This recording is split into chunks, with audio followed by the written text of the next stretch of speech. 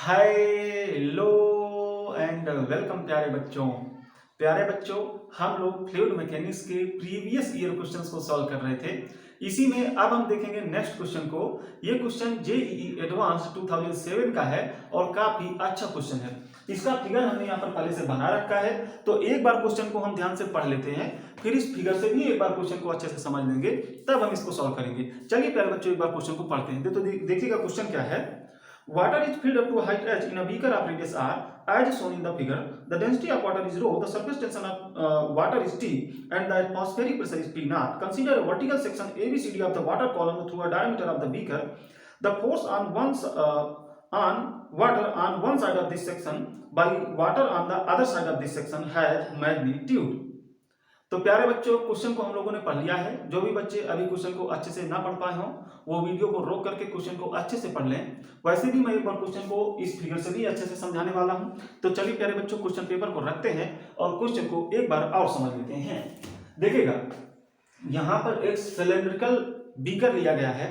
इसके cross sectional part के लिए जो रेडियस है वो r है, तो इसका डायमीटर कितना हो जाएगा 2r का।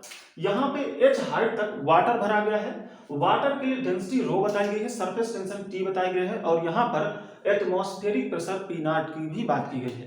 कहने का मतलब इस वाटर के ऊपर यहाँ एयर होगी, तो एयर की वजह से ऊपर वाले जो सरफेस है उसके हर एक पॉइंट पर अगर हम प्रेशर की बात करें तो वो प्रेशर होगा P नॉट का। अब प्यारे बच्चों, इन्होंने क्या किया, इन्होंने किसी एक डायामीटर को लिया और उस डायामीटर से होता हुआ एक रेक्टेंगल बिल्कुल नीचे तक बना लिया। ठीक है, एक रेक्टेंगल को इमेजिन करना है, बना हुआ नहीं है। तो किसी एक डायमीटर को उठाओ और बिल्कुल नीचे तक वहां से होता हुआ एक रेक्टेंगल को ले लो, तो क्या होगा प्यारे बच्चों, पानी जो है वो दो पार्ट में दिखेगा आपको। इस रेक्टेंगल के इधर का एक पार्ट होगा और इस रेक्टेंगल के इधर का एक पार्ट होगा। अब चूंकि डायामीटर है तो बिल्कुल बीचों बीच से ये रेक्टेंगल बनेगा, तो आधा आधा पानी बढ़ जाएगा, आधा इधर आधा इधर।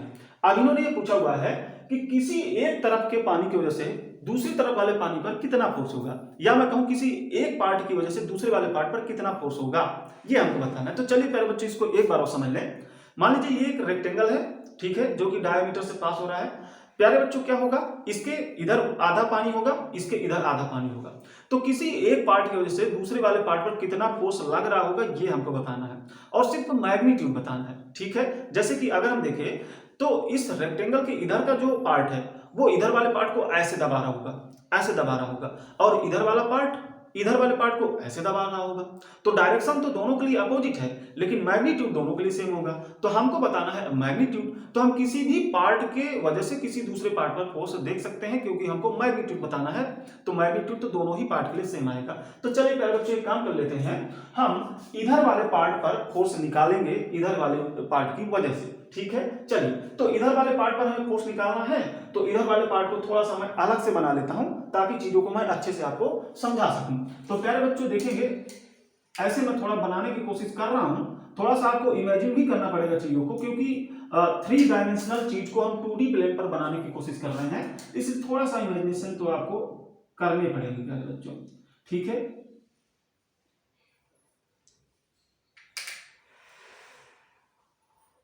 तो ये प्यारे बच्चों हमने पार्ट बना लिया।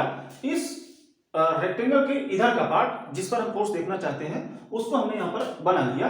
थोड़ा सा इमेजिन करेंगे, ये हाफ सिलेंड्रिकल पार्ट हो गया भाई। इसके इधर हाफ सिलेंड्रिकल पार्ट है, इसके इधर हाफ सिलेंड्रिकल पार्ट है, तो इधर वाला हाफ सिलेंड्रिकल पार्ट हमने यहां पर बना लिया। अब प्यारे बच्चों, इस पर हमें फोर्स देखना है। देखिए एक बार और समझो, हम इधर वाले पार्ट पर फोर्स देखना चाहते हैं इधर वाले पार्ट की वजह से, तो इधर वाला पार्ट इसको ऐसे दबा रहा होगा, हॉरिजॉन्टली ऐसे दबा रहा होगा, है ना। तो दबाने की वजह से कितना फोर्स लग रहा है, सबसे पहले तो हम ये देख लेते हैं। दबाने की वजह से मतलब प्रेशर की वजह से, है ना। अब आप यहां पर देखो एक चीज, प्रेशर की वजह से अगर हम फोर्स की बात करें तो आप लोग जानते हो प्रेशर इनटू एरिया। लेकिन यहां पर एक थोड़ा दिक्कत है कि हम डायरेक्टली ये फोर्स का फार्मूला अप्लाई नहीं कर सकते प्रेशर इनटू एरिया वाला। क्यों? क्योंकि यहां पर प्रेशर का बच्चों लगातार नीचे चलते हुए चेंज होगा। आप लोग जानते हो कि वर्टिकली h डिस्टेंस अगर हम नीचे चले तो रो जी एच से प्रेशर बढ़ जाता है। तो नीचे चलते हुए हर एक पॉइंट पर चूंकि डिस्टेंस बढ़ेगी, हाइट h बढ़ेगी, तो क्या होगा, तो प्यारे बच्चों लगातार प्रेशर की वैल्यू बढ़ेगी या प्रेशर लगातार चेंज हो रहा होगा। तो प्रेशर यहाँ पर कांस्टेंट नहीं है बल्कि वेरी कर रहा है नीचे चलते हुए हर एक पॉइंट के लिए। तो डायरेक्टली यहाँ पर प्रेशर इंटू एरिया का फार्मूला अप्लाई नहीं कर सकते, तो यहाँ पर तो हमको इंटीग्रेशन का सहारा लेना पड़ेगा। इसके लिए थोड़ा सा यहाँ पर समझते हैं। देखिए ये ऊपर वाले सरफेस का पार्ट है, ये ऊपर वाला ये पार्ट ऊपर वाले सरफेस का पार्ट है, तो इसके हर एक पॉइंट पर प्रेशर कितना होगा प्यारे बच्चों, P0 का। तो यहाँ पर कोई भी पॉइंट ले लो, चलिए हमने ये पॉइंट लिया, तो इस पॉइंट पर प्रेशर कितना होगा प्यारे बच्चों, P0 का। अगर हम वर्टिकली h डिस्टेंस नीचे चले, अगर हम कैपिटल H डिस्टेंस नीचे चले और यहां पर प्रेशर पूछे कैपिटल H डिस्टेंस नीचे चलने के बाद, तो प्यारे बच्चों आप आसानी से बता सकते हो कितना हो जाएगा, जितना था उससे रो जी एच से प्रेशर बढ़ा हुआ मिलेगा, यानी P0 प्लस रो जी एच, इतना प्रेशर मिलेगा। अब जैसे जैसे आप H की वैल्यू चेंज करोगे तो प्रेशर की भी वैल्यू चेंज होगी। कहने का मतलब आप जब नीचे से ऊपर से नीचे चलोगे तो H की वैल्यू बढ़ेगी और लगातार प्रेशर भी बढ़ेगा। कहने का मतलब ये लगातार वायरी कर रहा है, कांस्टेंट नहीं बना हुआ है। इसलिए directly force into area force के लिए प्रेशर इनटू एरिया का फार्मूला मत अप्लाई कर लीजिएगा, ठीक है। तो यहां पर इंटीग्रेशन का सहारा लेना पड़ेगा। यहां पर एक चीज देखिए, अगर हम H डिस्टेंस नीचे चल चुके हैं प्यारे बच्चों, तो थोड़ा सा अगर हम और चल लें, थोड़ा सा और चल लें, मान लीजिए हम DH और चल लें, DH, तो प्यारे बच्चों यहां पे इस DH लेंथ के लिए मैं प्रेशर कांस्टेंट मान सकता हूं। क्यों मान सकता हूं? क्योंकि ये जो DH लेंथ है ये इतनी छोटी है जितनी छोटी से छोटी हम ले सके, यानी DH टेंडिंग टू 0, ठीक है, बिल्कुल इतनी छोटी।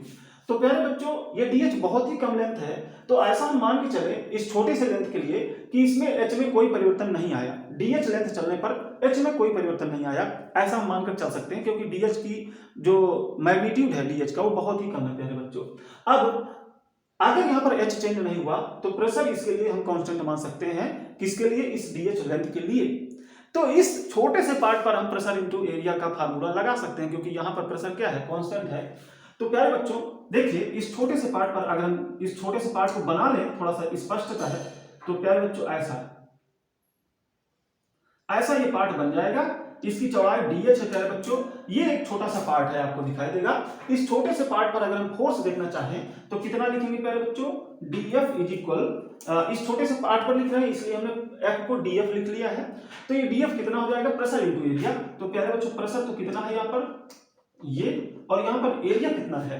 तो प्यारे बच्चों आप देख सकते हो यहाँ पे इसकी जो लेंथ है ये 2r की है, ये डायमीटर है, ठीक है, 2r की लेंथ है, ठीक, ये 2r है, ये भी 2r है। तो यहाँ पे इसकी लेंथ कितनी हो जाएगी, 2r की।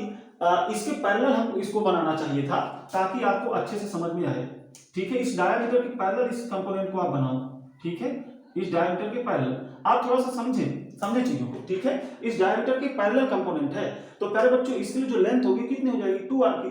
तो ये एक छोटा सा रेक्टेंगल बना हुआ दिखाई देगा जिसके लिए जो चौड़ाई और DH है और लंबाई है 2r की।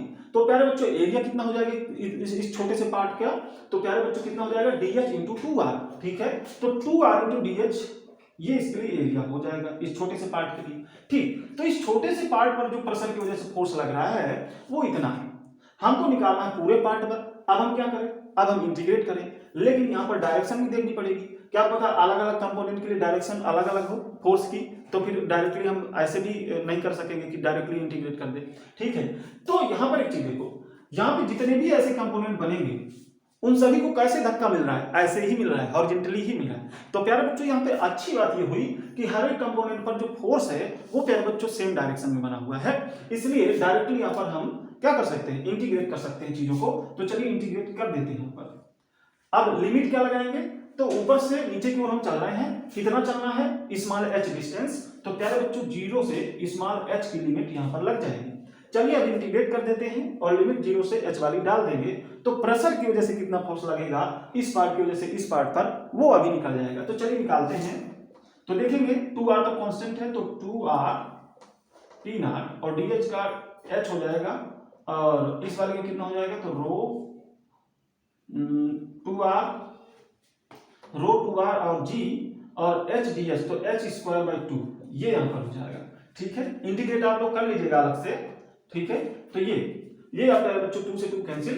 अब यहाँ पे जो लिमिट है वो लग जाएगी 0 से h वाली, ठीक। तो यहाँ पे क्या मिलेगा, जहां पर कैपिटल H है वहां पर स्मॉल h कर देना है बस। चलिए कर देते हैं। तो 2r P0 स्मॉल h ये r है, plus R rho G small H का स्क्वायर, ये मिलेगा प्यारे बच्चों प्रेशर की वजह से फोर्स। ठीक है, इस वाले पार्ट पर की वजह से जो प्रेशर लगेगा इस वाले पार्ट पर, उसकी वजह से जो फोर्स है वो इधर इतना निकल के आया, और डायरेक्शन किधर है, हॉरिजॉन्टली ऐसे। ठीक है, हर एक पार्ट पर कैसे फोर्स लग रहा था, ऐसा। तो नेट फोर्स भी कैसे बनेगा, इसी डायरेक्शन में प्यारे बच्चों। ठीक है, तो इस डायरेक्शन में बनेगा। अब यहां पर देखो, यहां पर सरफेस टेंशन की भी बात है, तो सरफेस टेंशन की वजह से भी अगर फोर्स होगा, सरफेस टेंशन का फोर्स कहां पर दिखाई देता है, सिर्फ सरफेस पर। तो बाकी बचे लिक्विड पर हमें ये फोर्स दिखाई नहीं देगा, सिर्फ सरफेस पर ये फोर्स दिखाई देगा। तो इसको भी जरा समझिए, अगर हमने कोई सरफेस ऐसे बना ली और यहाँ पे कोई इमेजिनरी लाइन हम बना लेते हैं बच्चों, तो क्या होता है कि इस लाइन में जो पार्टिकल्स होंगे ना, उन पार्टिकल्स को इधर वाले पार्टिकल्स इस साइड खींचते हैं और इधर वाले पार्टिकल्स इस साइड खींचते हैं। तो क्या होता है कि नेट फोर्स तो इसमें जीरो होता है, लेकिन अब किसी एक साइड की वजह से अगर फोर्स देखें तो प्यारे बच्चे कितना होगा, T इंटू एल। अगर सरफेस टेंशन T है और इस लेंथ इस लाइन की लेंथ L है, तो प्यारे बच्चों फोर्स कितना होगा किसी एक साइड की वजह से, तो T इंटू एल। अब T इंटू एल इधर भी और T इंटू एल इधर से भी लग रहा होगा, तो नेट फोर्स तो जीरो है, लेकिन किसी एक तरफ की वजह से हम फोर्स देखें तो T इंटू एल। ठीक, अब यहां पर भी ऐसे देखेगा। अब एक चीज यहां पर ये देखिए कि इधर वाला पार्ट इसको इधर खींचने की कोशिश कर रहा है, इधर वाला पार्ट इसको इधर खींचने की कोशिश कर रहा है, यानी अपने ही साइड पर खींचने की कोशिश कर रहा है।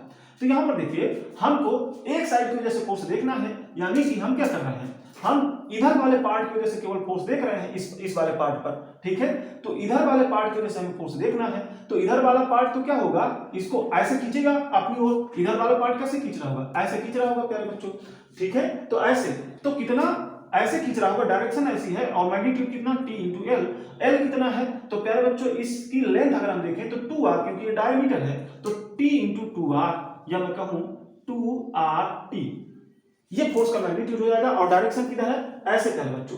तो यहां पर चीजों को देखो आप, यहां पे प्रेशर की वजह से जो फोर्स लग रहा था वो ऐसे लग रहा था। ठीक है, ऐसे लग रहा था, लेकिन सरफेस टेंशन की वजह से जो फोर्स है वो ऐसे लग रहा है, ऐसे। ठीक है, ऐसे आप देखो, सरफेस टेंशन की वजह से फोर्स ऐसे, और प्रेशर की वजह से प्यारे बच्चों फोर्स ऐसे।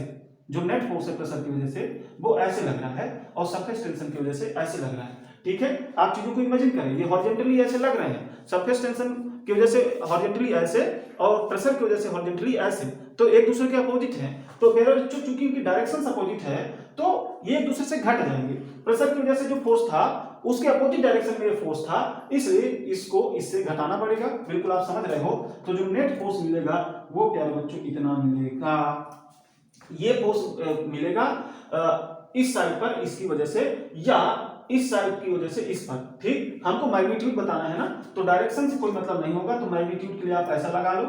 ठीक है, माइनस प्लस से कोई यहां पर लेना देना नहीं। ठीक है, चलिए, ठीक है बच्चों, तो यहां पर ये मैग्नीट्यूड निकल के आएगा किसी एक पार्ट पर दूसरे पार्ट की वजह से। ठीक, चलिए प्यारे बच्चों, आपको क्वेश्चन समझ में आया होगा। तो अगर क्वेश्चन समझ में आया है तो वीडियो को लाइक करेंगे, चैनल को सब्सक्राइब करेंगे। थैंक्स प्यारे बच्चों।